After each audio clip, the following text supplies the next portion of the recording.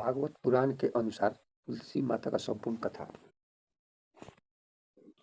तुलसी से जुड़ी एक कथा बहुत ही प्रचलित है। श्री भागवत देवी पुराण के अनुसार अवतरण की दिव्य लीला कथा सुनाई गई है। एक बार शिव अपने तेज को समुद्र में फेंक दिया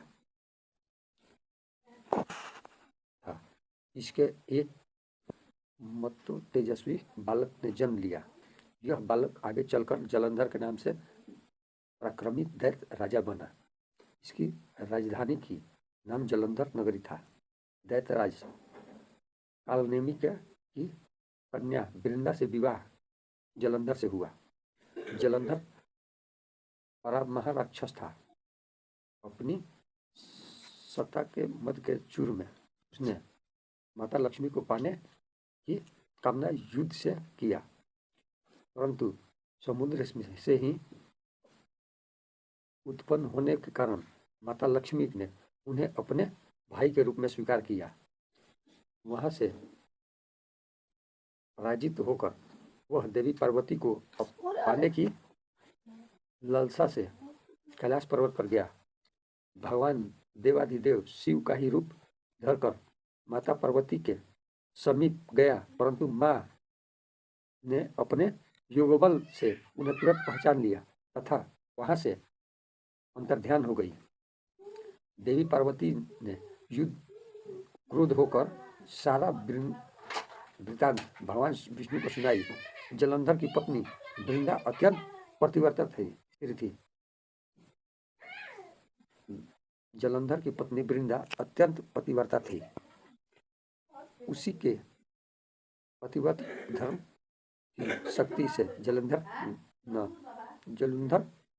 न तो मारा जाता था और न ही पराजित होता था। इसके लिए जलंधर का नाश करने के लिए वृंदा के प्रतिव्रत धर्म की भंग करना बहुत जरूरी था। इसी कारण भगवान विष्णु ऋषि का वेश धारण कर वन में जा पहुंचे, जहां वृंदा अकेली भ्रमण कर रही थी। भगवान के साथ दोनों मायावी राक्षस भी थे। उन्हें देखकर वृंदा भयभीत हो गई। ऋषि ने वृंदा के सामने पल भर में दोनों को भस्म कर दिया।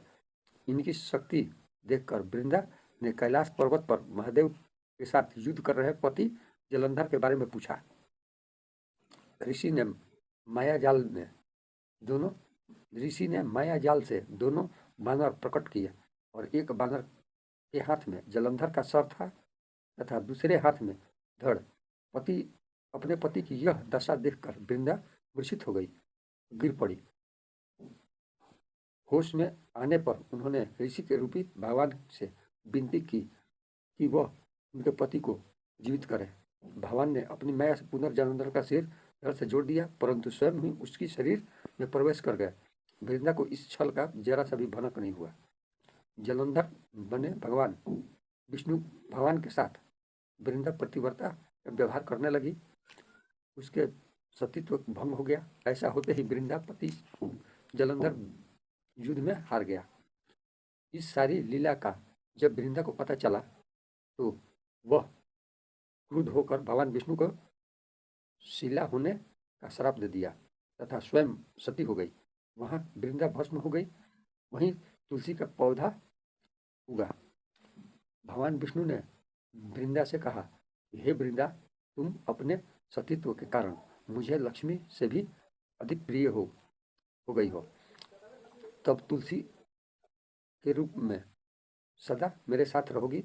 जो मनुष्य भी मेरे शालिग्राम के रूप में साथ तुलसी का विवाह करेगा, उसे इस लोक और परलोक से